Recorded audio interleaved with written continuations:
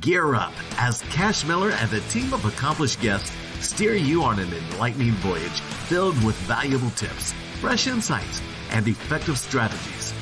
Welcome to Marketing Masters, the Agency Power Show. Hello, everyone. My name is Cash Miller. I'm the host of Marketing Masters, the CEO of Titan Digital. Today, I've got Alan Levin. He's with Smarty Pants Marketing. Alan, it's great to have you on. Tell us a bit about yourself and your agency. Thanks, Cash. Great to be here. I'm really excited for this podcast. So as you mentioned, my name is Alan Levin. I'm the co-founder of Smarty Pants Marketing. We're a full-service digital marketing agency located in sunny Fort Lauderdale, Florida. We work with local businesses on primarily their lead generation. We focus on really, meeting your marketing goals, putting a spotlight on your business, and maximizing your marketing spend so you get the best value and the best bang for your buck. And ultimately, we are helping businesses grow and generate more leads and ultimately scale their companies. And today we're going to be talking about Google My Business, or whatever you want to call it today. Google Business Profile. Yeah, Google Business Profile and stuff, because it's constantly changing. I think most of us are kind of sticking to the, Google My Business just because we can say GMB. Exactly. 100%. Yeah, we want to keep it easy. But Google and the way they're handling maps is changing. They're always making changes and updating. But lately it's gotten a lot more of a pain, in dealing with them and stuff. But of course, the business listing you have has so much value. It's ridiculous because it's where people are finding local companies. And even with the advent of things like AI and stuff coming out, it's not going to affect, maps as much as, it's going to for other things because, and I've talked with other people, it's the way we use it. So I want to start there of why your listing, your profile matters so much. And this relates to how we are actually interacting with those maps. So, Alan, let's dive into that. How do people, let's start with why do the maps matter so much? And kind of tell us about how people are actually using it, get to it, stuff like that. Yeah, the maps are absolutely critical. I think, first and foremost, for local SEO, for local businesses, it's the thing that appears at the very top of Google organically, right? I mean, you see a couple ads at top, but maps appears above everything, because right below the maps, you're generally going to have directories. If it's legal, like, Super Lawyers or Justia or whatever, but the maps appear at the very top, desktop and mobile, no matter where you search. So having a presence there is absolutely critical. And, obviously people are going to stay within a 5 to 10 mile radius of where they live and play.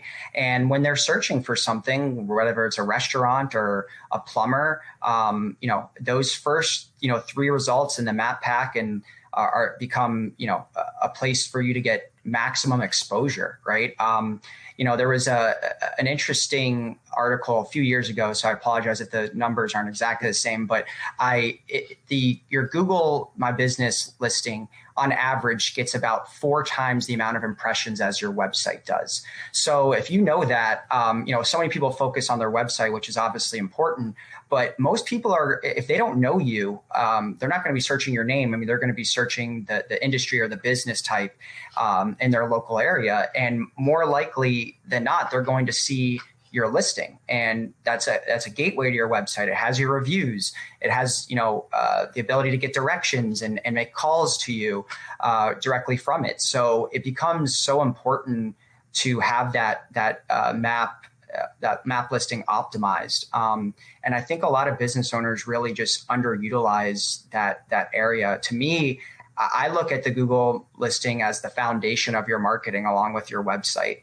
It just really, in a small little area, can really showcase all the critical things about your business, from your contact info to your services and, your brand and your photos of, about your business. So to me, it's something, we know that Google's the search giant, and why not want to appear at the very, very top of the first page for, your industry in your local area? Yeah, I think people don't, realize. When I talk to clients, I tell them, I said, look, your listing itself is basically another website, because a lot of people, they don't even necessarily, if they go to your listing, because of things like the reviews, they will often make their decision to contact a company right there without actually looking at the website. That's why, it's got call tracking and stuff. You can see how many people are calling off of a listing, things like that. But the other thing that people don't realize, and because you mentioned, sites like Justia and everything, you get all these listing sites, Right. And it's like, I'm literally looking at a list to go find another list, and so organic results are less important, in my opinion, to local businesses, because all the activity is on the map, and people need to pay attention to how people are actually getting to those listings, because it's not desktop anymore. If you need a plumber, you need an HVAC company or a lawyer, the majority of the traffic is through the Google Maps app. They're not necessarily even using Chrome on their phone, because we know we're doing so many searches mobile. It's like, depending on the industry, it can be 90% of the traffic is, off of a phone versus off of a desktop or a tablet.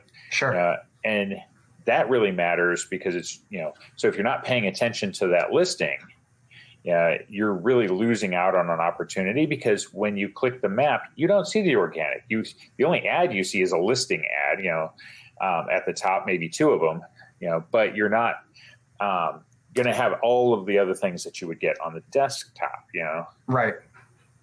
Yeah, that's absolutely true. I mean, like you said, most of these searches are mobile now, and people are, whether they're using the app or they're using it on their phone, that's what they're ultimately going to see. And there's an interesting stat that I came across that I love, is 96% of consumers access a company's GMB within the past week before making a purchase decision. Mm-hmm. So if they're buying from you, whether you're a service or a product-based company, they've almost 100% of the time are looking at your Google listing. Mm-hmm. So to be optimized and have great reviews and have activity on it, and making sure that you can appear at the top, I mean, that becomes a direct, it has a direct impact on your bottom line. So if people are going to be looking at it before they make a purchase, you need to have it optimized and clean, and really have all the things on there that resonate with your target consumer, and make them trust you and ultimately want to convert with you. Yeah, that's really what people are missing out. And I hadn't heard that stat before, but it does totally make sense. That people, they say, because nowadays we're also checking, the reviews constantly. And if you look at the counts on reviews, because there are some, different systems out there that are proving really effective to solicit, reviews, the accounts have gotten to be insane. I mean, you'll see businesses, auto dealerships, for example, have 2,000 reviews, Mm-hmm. but even your local plumber will have 500 now, Right. Yeah.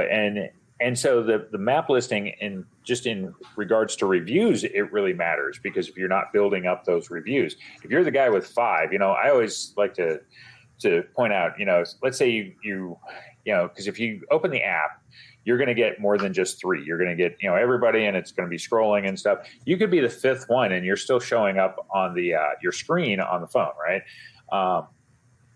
But if the 3rd guy has 10 reviews, the 4th guy though has 150 reviews, that's why the reviews matter so much, because it goes to perception. It's, which profiles are getting the clicks regardless of position, as long as they're showing up on the initial screen.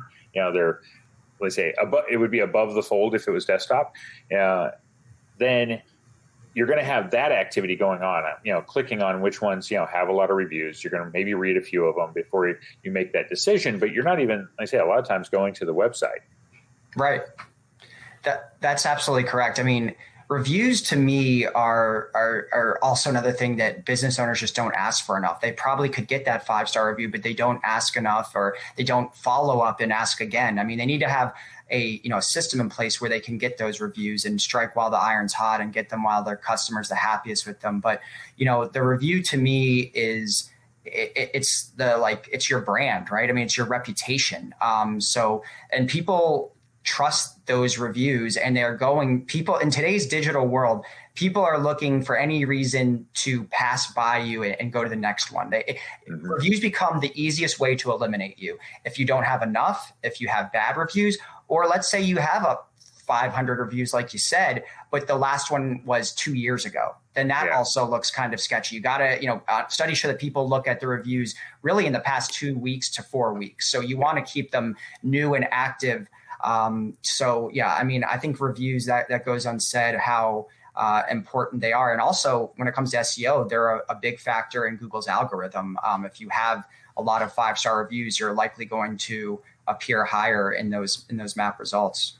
Yeah, and also if they're more recent, that also is relevancy and stuff too. Because one of the things that people kind of often forget on the review side is when you're looking at them, you've got the most recent reviews, you've got also the most relevant reviews, which are like based on what you're typing for and stuff, nowadays, because it's like, hey, you searched for this, these people mentioned this, so it'll also kind of sort the reviews that way as well.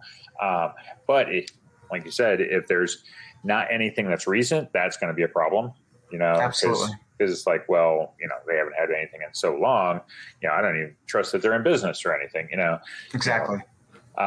They say it can also, for businesses, you have to be looking at that rating and such. I give an example of, I ended up getting a cracked windshield. And I had just been on a trip. I got home and I'm like, I was impatient. I don't like having cracked windshields or anything on my car and stuff. And it was actually getting worse. And I was like, I want to get this repaired. And I looked to see if I could get someone on a Saturday. And I love this example because Safe Light Auto Glass, they're, big company, right? Right. And it's a franchise. So there's all sorts. I assumed correctly, that Safe Light would be open on a Saturday. Okay. But I found their listing. Sure enough, yes, they were open on Saturday, but I looked at the reviews and the rating had 100 reviews and it said like 2.4. Mm-hmm. And I'm like, and I couldn't find anybody else on a Saturday, but because it said 2.4, I'm like, I'll wait till Monday. And I scheduled on Monday with another company, that had a 4.9 or something and also had 100 plus reviews and everything. It was just a local company. It wasn't on their franchise name. And so you have to be paying attention to those things because you could be ranking high and still kill your business. Well, that business just lost a sale from you because right there. And I spent about $400 on that windshield. So, and they were literally the only option on that day and they still lost the sale due to their digital reputation. Yeah, because it was so bad. I'm like, I don't want to chance it and I read some of those reviews. And I'm like, these people are having some horrible experiences within weeks, and so if I see all of that, why am I going to do business with them? And so that's the impact, the power that Google has because we're, people using the maps and then I say reviews and stuff, the other things they've tied into it. Why? Let me ask, why do you think, because we still see businesses that don't seem to take it seriously enough. Why do you think they're underutilizing it? Yeah, that's a great point, Cash. I see this all the time with my clients where they haven't looked at their Google My Business in years. And quite frankly, they don't even know how to access it. So it becomes an issue. They don't know who has the administrative privileges to it or anything. Mm-hmm. And I have the ones that are really into it. But I agree that it is a big thing that's underutilized. And I think a big thing is the lack of awareness. I think most business owners know that you can get reviews on Google and maybe that it has your, a gateway to your website and it has your name. But I don't think they realize, one, that it needs to be optimized, and two, that the power and impact that you mentioned that it has. I don't think they realize the data that they can see on there. I don't think that they realize that in effect, it's kind of like a social media outlet because you can put content on there. And I don't think they realize how highly it shows up in the search results. So, and I think there's a couple other things, there's the constant changes and, people that aren't digital savvy or they just don't feel like dealing with all these changes and don't want to get into the technical aspect of it. And then there's probably, a fear of negative reviews. Maybe they want to stay away from out of that fear. That's probably a lesser percentage, but I don't think that they just realize, quite frankly, the importance of it and that it really is a lead generation tool for them. I mean, if they knew things like, that 84% of businesses are doing a search for, what industry, then compared to like a direct search of their name, or that if an average business receives about 59 actions per month on their Google listing, when it's fully optimized, I think that they would, utilize it more and talk about it more. I think so many people focus on their website or their Facebook and Instagram because it's like sexier. It has their colors and their branding and their mission statement and them, but they don't realize that they're not speaking to their customer. And that's what the Google business does. It has everything that their target audience needs to know on there, from their reputation to all of their pertinent information. So I just don't think people realize how important it is. And it's one of the, foundational pieces of their digital presence. Yeah, it really is.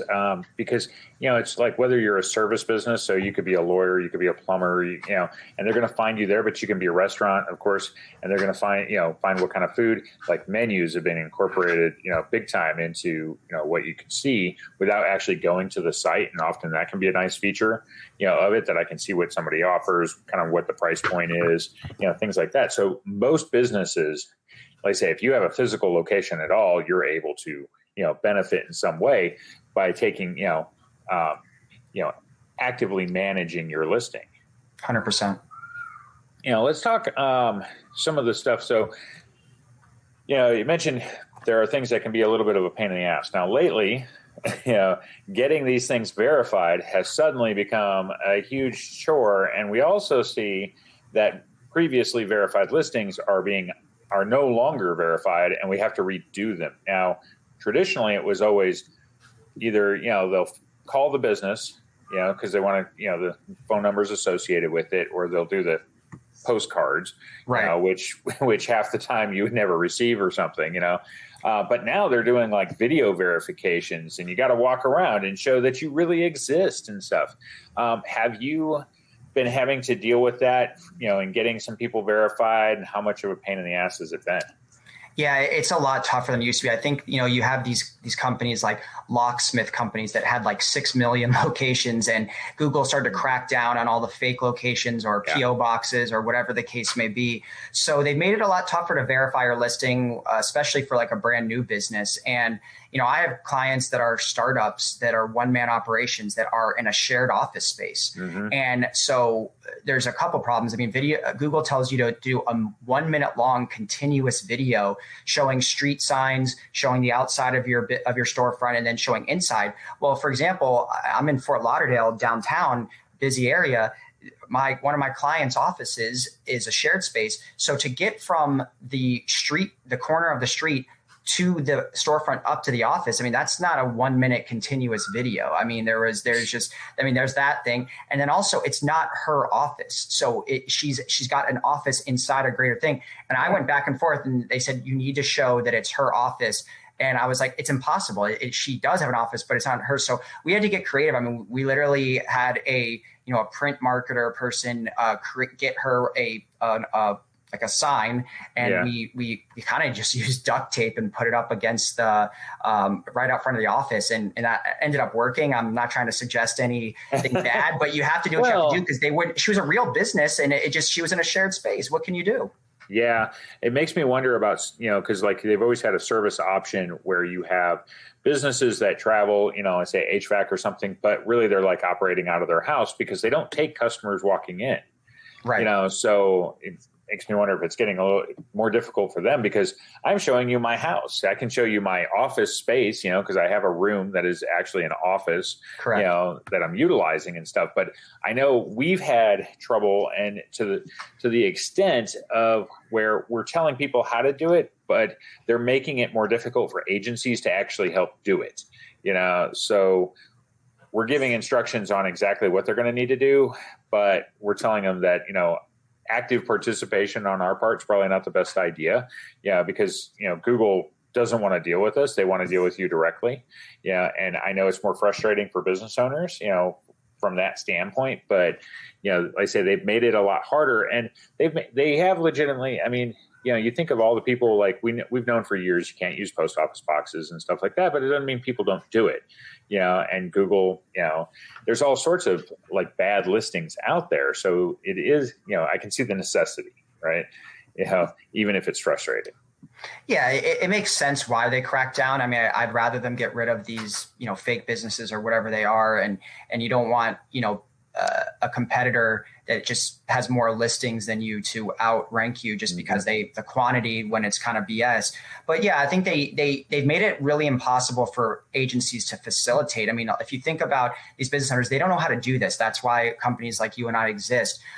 So before it used to be, okay, I just need to facilitate a phone call where they're going to get a voice message with the 5-digit code or a postcard. And all I have to do is just quickly, text me that code and we do the rest. Now it's like they got to get in with a smartphone and film and you got to really give them all these instructions and it takes away from their day and they kind of think, hey, this is what I'm paying you to do. But Google has made it very, very difficult. So it's frustrating, but going through the hoops to get a verified listing is worth it in the end of the day.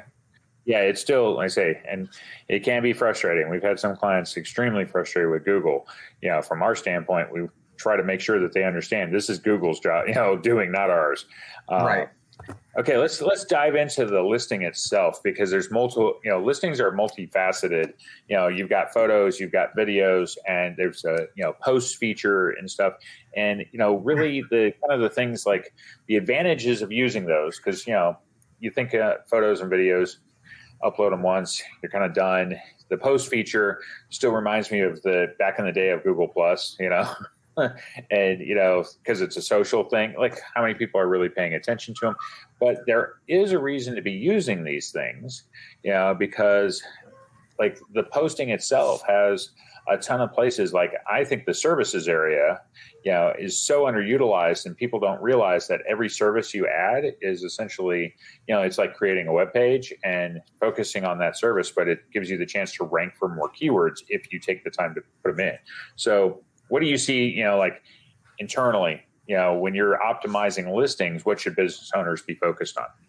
Yeah, I think there's a couple areas you really want to focus on. First of all, let's talk about like just the kind of featured photos section. What happens is Google a lot of times will just have a default photo there and it ends up being like an outside parking lot of your business and it looks really ugly, or whatever picture you put up there that defaults. For me, so I like to make sure to have the very first picture, the one that's the biggest and on the far left side of the listing, be a picture of the owner or of the team, something that really portrays their brand and is inviting. I don't want a picture of a street or a stop sign or something. Then, making sure that they have their logo on there because that's going to be kind of to the right of the name. And then, of course, the NAP, the name, address, phone number, making sure that's unified and correct from your website to your listing to all the other listings you might be in, whether it's Bing or Yellow Pages. So having that fully optimized. But yeah, the service area absolutely is under utilized. Putting your services, and then there's also a section called products, which I think when you hear the word products, a lot of people think, okay, that's like e-commerce or something like that. But I actually, for our clients, I put their services there too. So there's these nice 3 big kind of rectangular tiles that you could feature there. So if it's a family law attorney, I'll put divorce, mediation and child support, for example, if those are their, top services. And it allows a picture and allows a description of the service where you can put keywords. And also you can directly link to that page on that that section of the website. So I think making sure that's optimized. And then of course your description, right? You have about 750 characters where you don't want to keyword stuff it, but you want to have your location. You want to use some flowery adjectives like experienced and dedicated and whatever the case may be, but also put your services in there. That I see that a lot too, where they don't even have a Google description. Why would you not want to put who you are and why to choose you in that area? And then, of course, the post section. I think that's a great area too. If we go by what I said earlier, that your GMB gets 4 times the amount of impressions of your website, it's probably getting way more impressions than your organic social media content, right? I mean, we all know Facebook and Instagram, unless you have some sort of massive following or you go viral, it's going out to a desert, let's be honest, unless you're, doing sponsored ads or whatever. I mean, you may have an engaged following and that's great, but for the average business owner, they may put out a post and 7 people see it and two people like it and it's your wife and your, and Yeah, your right. friend or whatever, right? Yeah. So I would say if you're dedicating time to a Facebook and Instagram page, I would just repurpose that content. You don't even really have to change it up, maybe the photo dimension sizes and things like that, but go ahead and just repurpose it. It'll take you 2 seconds to repurpose it on the Google listing, and that's going to get more impressions and more clicks than your Facebook or Instagram. So that's a great area. And Google allows you to highlight a few things, like if you have an event you want to promote, it has like a kind of an event type post, and then also like a special like offer or promotion or discount that if you want to highlight, if you're doing something for seasonality or holidays or whatever, you can promote it there. Or it could just be whatever, highlighting a new blog post you put out there. I think there's no reason not to have that there and get that spotlighted in that section. So, and there's a couple other things that we do to optimize the profile. We can geotag the photos and things like that. But I think the biggest thing is just make it look nice. Have brand worthy photos that are going to attract people, not detract people away from your business, and have all of your services and products right there and make it a gateway to those pages. So those pages get some traffic, and then your description, fill it out with a great description with keywords and why you're the go-to company in your industry, in your area, and then put some content, weekly on your listing. And that's how I think it doesn't have to be difficult or a science, really. It's just making sure that if you're the consumer, and think what they want to see. And if they look at something that's got great reviews, great pictures, and great descriptions that hit their pain points that you can solve for them, you should at the very least get a website visit, if not a phone call, or requesting directions or whatever is the key, thing is for you. Well, I think one of the things that people kind of don't realize, when you're actually looking at the listing itself and you're not logged in, you're looking at what the consumer sees. Okay. Things like all those service areas don't show. A lot of them are in the background, and it pulls pieces of them based on the search. And this is what, why it's so valuable to be doing these things, because it's like we deal a lot in the insurance industry, working with agencies. And insurance, you can, sell a ton of things. You can have jewelry insurance and renters and RV. And so what you do, when I say really segment your stuff, break it down, because you can have some obscure things, if you're a plumber and you offer septic service, which is like something that's not searched for as much, right? But it's going to have searches going on. Well, you have that chance to show, and it's going to prioritize you, because let's say you have 10 plumbers, but none of them mention septic in their profiles, and you do, well, the results it returns in the search is going to, you're going to potentially jump up higher for at least that specific search, because you said something about it. None of them did. So you want to take your services, you want to break them down as much as possible, because it allows you to show up in a lot more ways. That's how you're building up those impressions. You're getting more people to contact you and stuff, because you're saying the things that all your competitors are not. Yeah, you're absolutely right. I forgot you did mention the back end. So that is absolutely important, putting all those services and, of course, the service areas. But I think also another thing is the category, right? You have your primary category, which is going to show up as divorce lawyer or plumber. But there are a bunch of secondary categories that won't show up publicly. But once again, it's those keywords, and Google's going to read that, and that will help you rank as well. So putting in relevant, secondary categories becomes really important too. So, focusing on some of those things on the back end to optimize your profile when other businesses aren't doing the same thing, I agree, it becomes absolutely critical. Yeah, because like I say, often it'll have all these suggested categories and stuff, but you can add in categories, Sure. Again, they're secondary, but you're going to show up for other things. So you want to take your business, you want to break it down to everything, that you actually offer. Like I say, you go back to, plumbing and stuff, and you say, well, we do water heater installation. Okay, that's a category. You put that in there, because when somebody's searching for that and Google's determined that you're looking for a local business, for that, well, you're going to be able to show up for those things. And I say your competition didn't think to do that. And, that's why it's so important. Yes, your website might mention it and everything, but you're reinforcing everything. So break your stuff down. Take the time.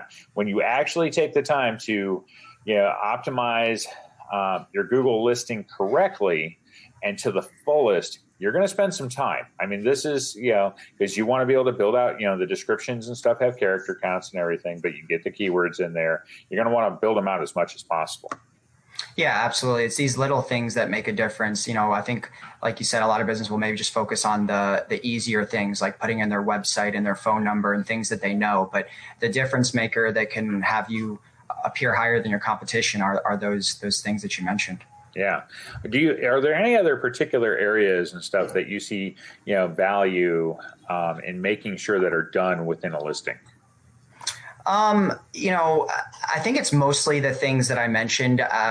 There's a couple maybe other areas of value that I would say. One actually would be responding to your reviews. These positive reviews that you get, I actually use that as whether it's a paragraph or a few sentences, I put keywords in my response. The more that, that's a good idea. Yeah, it's not about, stuffing it, but the more you can have these keywords in areas that make sense, that's going to help. So all of my clients' reviews, we respond to them and we include, if they say, so-and-so did an incredible job with my, cleaning out my HVAC system, then kind of repeat that or rephrase it. It's kind of like when you're in middle school and you just kind of rephrase the question so you can make it a little bit longer, kind of using that tactic. But, if obviously this response has to make sense, but, that's an area where you can put more keywords, right? So that would be one area. And then, just filling out all of the sections too. I mean, if you look, there's things where you can put what kind of credit cards you accept and obviously your hours and things like that. So just making sure all of those areas are fully optimized. Kind of similar on to the review thing. If there's the Q&A section, if someone does ask a question, make sure you're answering that that question with a response that has those keywords too. So that to me are the main areas. Yeah, it's the idea with any Google listing is be as thorough as possible. I say, yes, you'll spend hours, but the more thorough you are, the better it's going to pay off. And of course, it will, push you up in the rankings just by doing this work. I say you're going to end up with a better ranking for primary terms, but you're going to have secondary terms that you can show up for that Google's going to want to show businesses of your type, to the people doing the searches. And so you want to make sure that you do everything possible. Like I say, regardless of the service it is, if you offer it, mention it. Absolutely. What would be, kind of as our final thing, key metrics, that what can business owners see on the back end, that are like traffic related?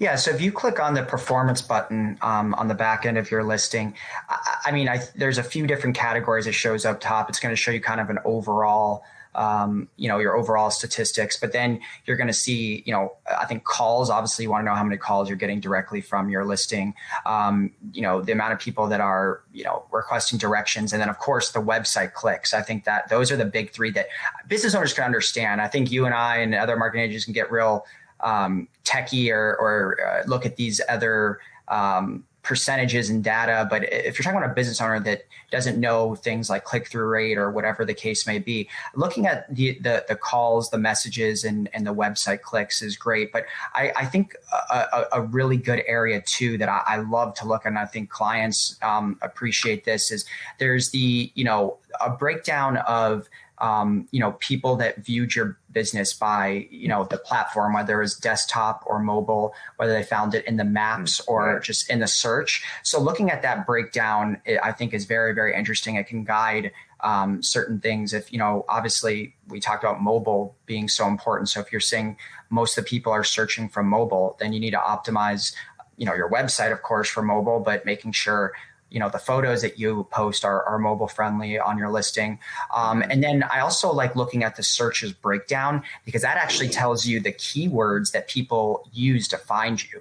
And that can become a kind of a treasure trove of information, because if you're seeing, maybe they found you by a keyword, and this kind of goes against what you're saying, but let's just say they found you by a keyword that you really don't have on your listing. Well, if it's a relevant keyword that's getting a lot of searches, then put that on your listing somewhere. So I like to look at the breakdown of, you appeared in 80 searches this month. What keywords did people use to actually find you? I think becomes very important. But, the big ones to me are the calls and website clicks. I mean, that's, and then also making sure that, looking at the time period, comparing it month to month, comparing it quarter by quarter, and, why did it go up or down? Did you stop posting content on your listing? Yeah.